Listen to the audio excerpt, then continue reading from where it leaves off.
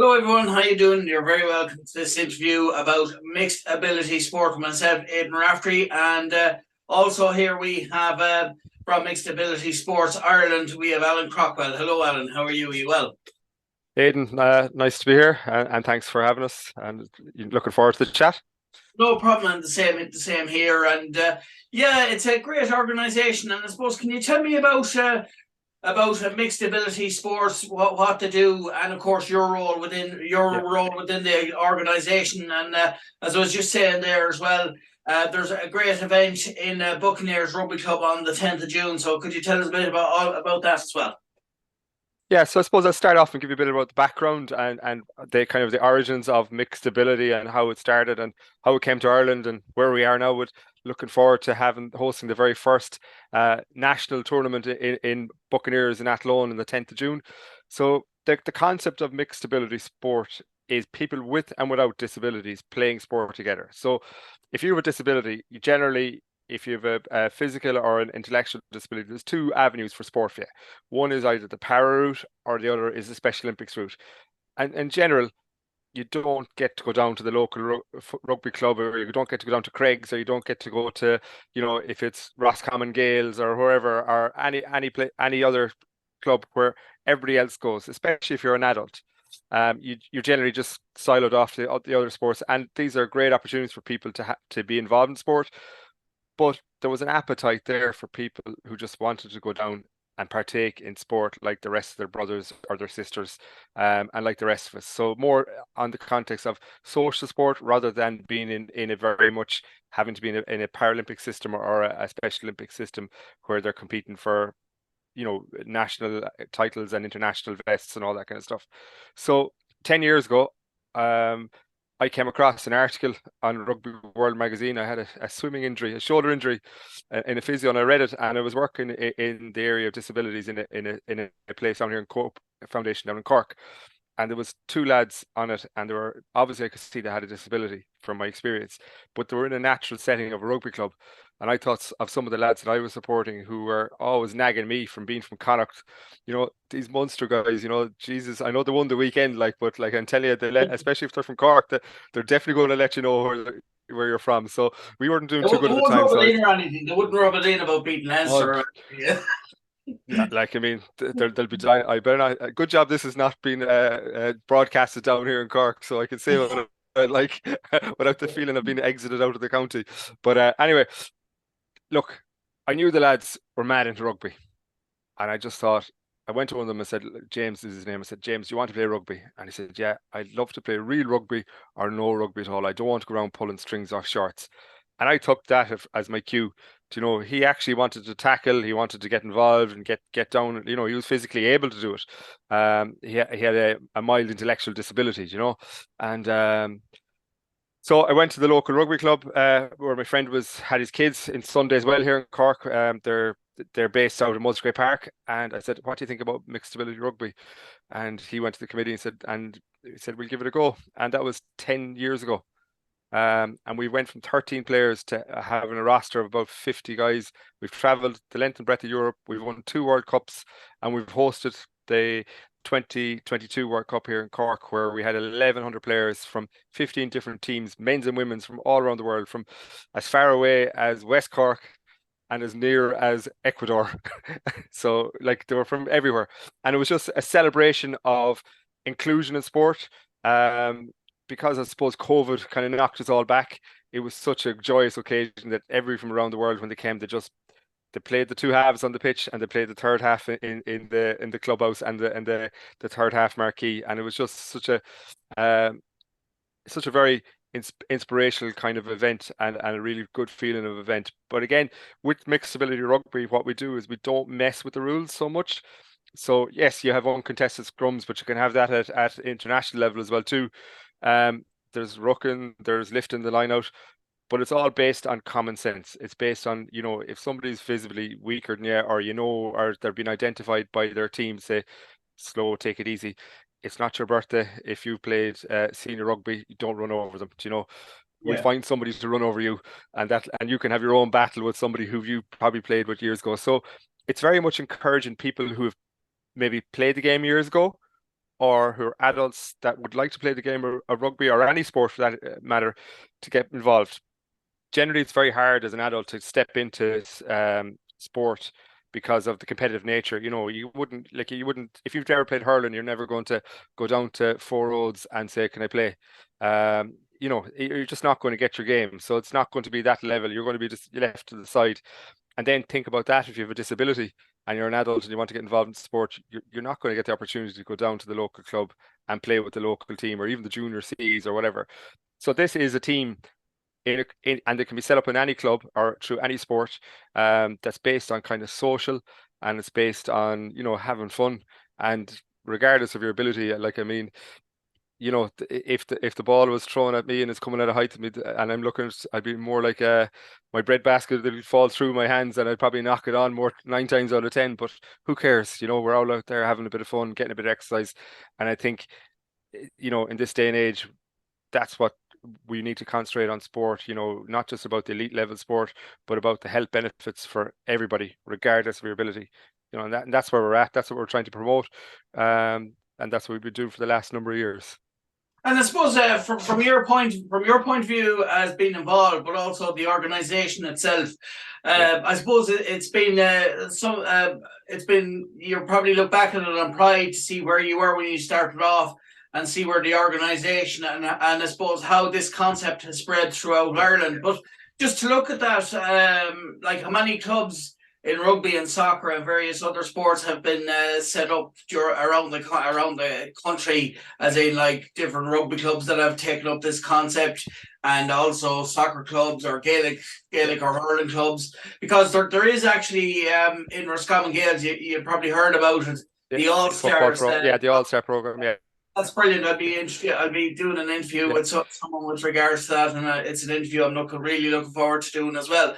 But can you tell us a little bit about that, like where you started, where you are now, and because it is lovely, and it must be growing year on year as in participants, and it's good that it's socially inclusive, regardless of your background or where you are in the country. It's great. So, like from that point of view, from a rugby context, we started with our 13 guys in Sunday as well, and that very wet November Friday evening, and we've grown to. In Cork, we now have a women's team, Ballincollig Trailblazers. We also have a men's and women's team, which operate out of West Cork Jesters. They're attached to Bantry Bay Rugby Club. In Dublin, we have De La Salle Vikings in South County Dublin, and we also have a new team starting up there, the Arklow Red Kites, who hopefully will be in Athlone, and that'll be their first outing as a mixed ability team. And then up the north you have Banbridge Barbarians and Malone Tornadoes, two really good established rugby clubs, with good senior status within the All-Ireland League. And then with Buccaneers, we're starting that groundswell. I suppose the whole idea of the tournament on the 10th of June is to the local service providers, be it Brothers Charity in Roscommon or St. Hilda's in Athlone or anybody around there, and also the local rugby clubs, Craigs or Dunmore, and Galwegians, Corinthians, Athlone, Sligo, that this is available. So we will have Bucks will put a team together, a scratch team together. We'll have that'll hopefully give them the inspiration to take this on. And that'll mean that we'll have activities in each of the provinces. In terms of football, we have a soccer team down Tralee, Tralee and is it Tralee Gladiators? Yes, Tralee Gladiators, and they've kind of developed on from that Football for All program that the FAI run. So it's a bit of a step up, as in what happens with like the All Stars program as well too in the GA and the Football for All. It's very much concentrated on the underage, where our focus is very much on the adult sport and developing adult sport, because 30% of adults with a disability partake in sport. 70% don't, and similarly in a general adult population, it's only half the adult population that actually partake in any type of activity, and that's anything from walking to playing in a sport. So there's a big gap in that market, and it's something that like we all should be kind of conscious of. And then look, we were involved with, we held our first rowing regatta at our tournament last year, and that has kind of grown and will grow into kind of getting more involved with the likes of Rowing Ireland, and there's other sports coming on like table tennis, the random sport that have showed an interest in it. Globally, we're involved. We're active in maybe 18 countries in nearly 4 or 5 continents around the world, and probably 18 different sports, from obscure sports like stick hockey in Canada to ringette, things you've never even heard of, kinball to in Argentina, hockey is very popular with women, and I suppose with mixed abilities sport, it's a really good entry back into sport for men and for women, and in particular women, because sport is something that women give up very easily. I'm very conscious of the two of us being two pale males here, and but what has been spoken about from some of my colleagues on some of the teams, that like you're always waiting to be fitter, or you're always waiting to be kind of uh, you know healthier or more active before you actually get involved in a sport. But with mixed disability, because there's people there who probably have a really harder background in terms of their own disability to get to that point, it really tends not to matter, and you end up having like 15, 16 different like comrades and teammates that you never had, and it's more, nobody really cares about what you look like or what your talent level is. It's about, did you turn up? And I think that's what the sense of community that brings from sport anyway, and it's very powerful, and it's a thing we need to kind of get back to. That's it, and I suppose really, it is another, for anyone with, different levels of ability or disability, Yeah, it's kind of another option for people that have those abilities or disabilities. As in, there's Special Olympics for, there's something for everyone as yeah, well in this. As there is in the Special Olympics, so it is another option for people that want to take part in sport as well. It's yeah, it's another avenue, which is great. And I suppose even like Paralympics as well, it's because we say, for example, the Special Olympics comes around once every 4 years. 4 years. Yeah, yeah, yeah, Oh, I mean, in the meantime, it means that it's the athletes involved in, we say, the Special Olympics are, they can take part in this, and this is great preparation for the Olympics, yeah, as training with the Special Olympics teams and things like that. yeah. It is extra training they can do. There's a So crossover. There's a yeah, massive crossover. The biggest thing, that feedback that we get from people who've played with special Olympic sport is that, like, with mixed ability, it's very much more social. They're allowed to have a pint after it. It's not frowned upon. It's part of what we do. It's more kind of, the players that are there. They're not there, that don't have disabilities are not there as volunteers. And I think that's probably a very fundamental difference. Like, there isn't an onus on an individual to turn up. If you're volunteering, it becomes a two-tier system, as in them and us, because you're volunteer for somebody. So we remove that, and when you remove that, like, you get more organic and a club-like team relationship. So, like, players are on the team, regardless of their abilities or disabilities, are genuinely teammates, and they look out for each other without that necessary need for somebody to be clearly identified as the volunteer. Now, obviously, your coaches go through all the safeguarding and all that kind of stuff, but which would be normal in any team or anywhere there's vulnerable adults. But with your player, your teammate, it genuinely is your teammate. And what's really good is you get people who've come back to the sport or who've never played the sport without a disability, and they've never actually met somebody with a disability before. And they go through all that fear of, not want to offend somebody, want to be kind of politically correct about how they approach somebody. So the biggest starting point for all of this is somebody's name. And once somebody calls somebody by their name, I think that's a massive leveler. I think we're confusing inclusion with all these acronyms, and we're forgetting to do the simple things: call the person by their name and actually do something. As that is, get involved in the likes of mixed ability, get involved in sport, get involved in helping out, or opening up, say if it's a workplace or wherever. Just having a bit of a mindset of, let's do something rather than be worried about offending somebody.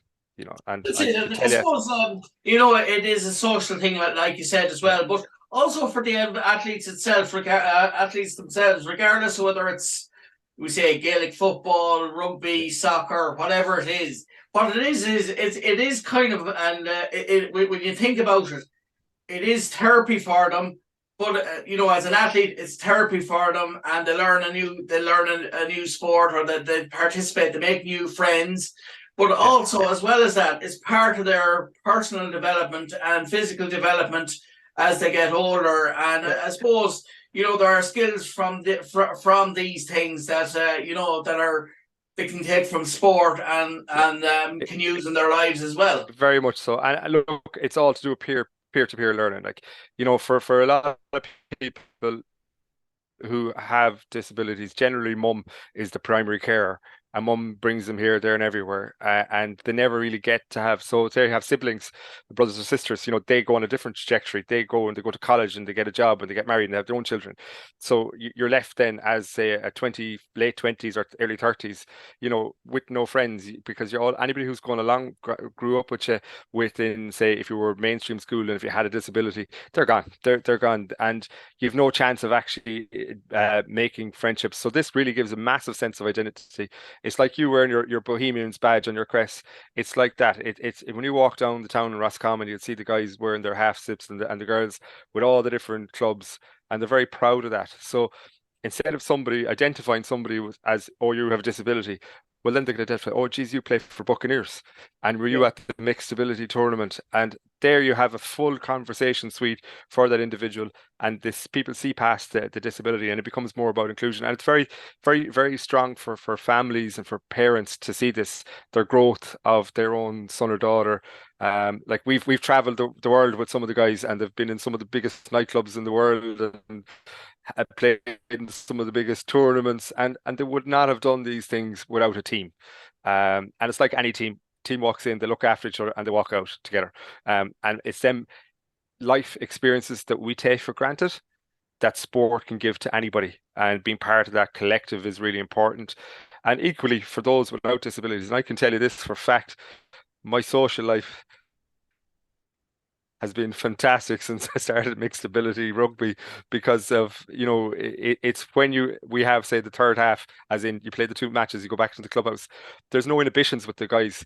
The music turns on and everybody's out on the dance floor, and it's fantastic to see that, like, especially for some of the younger guys without disabilities, they see that, like, we can actually enjoy ourselves socially as well as on the pitch and stuff, Yeah. without having to be stuck on our phones, without having to be drunk as a monkey, or without anything else inside us, that, like, it's more natural, and it really shapes them guys to be good people, and that's what inclusion does. When we're all in together, that's where the magic is.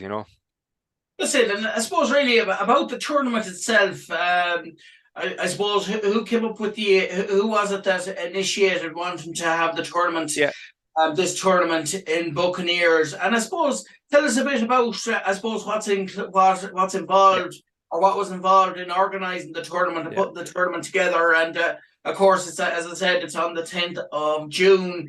And so tell us about the organisation of it, and of course on what's going to be happening on the day as well. So the tournament itself is in conjunction with Buccaneers RFC. It's been promoted by Connacht Rugby and the IRFU and Mixed Ability Sport Ireland. So that there's a really good backing behind this, and it's really, I'm very delighted to be able to bring this to Connacht, and to not too far away from my own home place. I'm originally from Ballinasloe. At one time, Bucks, Ballinasloe and Athlone were very much joined with Bucks, so, and I really thoroughly enjoyed them days traveling up and down the country with Eddie O'Sullivan sitting up. I know he's gone now again, but he was there at that time before as well too. So the background of it is like, we, off the back of the success of IMART down in Cork, speaking with the guys in Connacht, and speaking with Niall Quinn up in Buccaneers, and with Dave McKay, the inclusion and diversity officer in the IRFU, we really wanted to build the awareness, and get somewhere where we could showcase mixed ability that wasn't in our kind of stronger holds of Cork or Dublin or Belfast. And the most natural thing was to go to the middle of the country, go to Athlone, go to Buccaneers, and approach them about this. Look, they have a fabulous facility there. They really have a top class facility. They used to host the under 20s international, so they're used to venues, they're used to events. And I think from the point of view of Buccaneers, they're a great club. They really are. Genuinely, they're stuck in the middle of Athlone. They provide supports there for St Hilda's, and they do disability tag one of the mornings a week, and they've a great kind of can do kind of committee kind of and people around them. I know this time of year is a funny time of year for clubs because you're especially rugby, because you're off the pitch, the pitches are closed, and you're probably looking at committee members changing and the AGMs, but it's just brilliant for us to be able to bring this up and focus back into rugby just post that little bit of a juncture with most clubs, where most clubs would have be shut down. So it's very much like what rugby used to be before, where you had the old end of season tour. So essentially, this is an end of season tour where we get all the teams from around the country, get as many people as we can over there. So our kickoff on the 10th is at 1 o'clock, and we'll be playing matches right through the day, and we'll have entertainment. I'm sure that the Bounty, which is the club house in Buccaneers, will be rocking. I'm sure we'll have a bit of music in there, and it's very much a family friendly event. It's a pitch that members of any rugby club, members of Buccaneers RFC, anybody that's curious about inclusion in sport, regardless of what their sport are, so if they're involved in GA or they're involved in soccer, be delighted for them to come down because they'll see what the concept is. And anybody who's involved in rugby around about, or any people that are like service users that are in the various services, be it Brothers of Charity, be it St Hilda's, be it rehab care or wherever, that if they wanted to pop down, we'll have a plenty of space for people, if they need to kind of not be near the noise as well too. So just we're conscious of everybody and anybody, so that'll be the 10th of June. It'll be a festival of rugby, and we're really looking forward to it. And I'd like to say thanks to Bucks for their support on this one. So they will be repaid on it. It'll be a great event for them, and it's great promotion for their club. That's it. And I suppose on another note with rugby, I do a podcast with Adrian Leddy from Craig's Rugby Club. He's the president of the club, and we always we cover all the teams, like in Craig's Rugby, the mini rugby, right up to the underage and the first and second teams, and as well as Buccaneers and Sligo and Carrick Rugby Club, and then Ireland teams and Connacht as well. And it is great. Like, it's good to kind of get out there and see the growth of rugby as well, and get people interested, especially with Ireland now, the way how well they're doing at the moment as well. We'll have both a men's and a women's. We'll have both men's and women's teams. So just and it's great because with men's rugby, and especially with look, it's great to have the women's sevens qualified for the Olympics, and we'll have an Olympian in Bandaslow with Bevan Parsons. So like it's that side of it to make sure that this rugby is a game for everybody. It's men and women, regardless of whatever it is and your ability. So it'll be great to actually have that. So we will be kind of appealing and shouting out to any locals, say for women, especially if they're involved in Ballinasloe or anywhere, and they want to pop over. If they want to bring their boots, they'll get a game, if they want to pitch in. And likewise, if any guys from Craig's want to pop over, we'll give them a run out, That's it. And I'll be at the event myself. I'm looking forward to it. I'll be doing like kind of a few interviews throughout the day for Rosfm and different things like that, and maybe a few videos and things like that. It's going to be a great event. But I suppose we say with regards to clubs in Connacht, and maybe anyone that will be watching this video, we say, and now that they've heard what Mixed Ability Sports Ireland is about,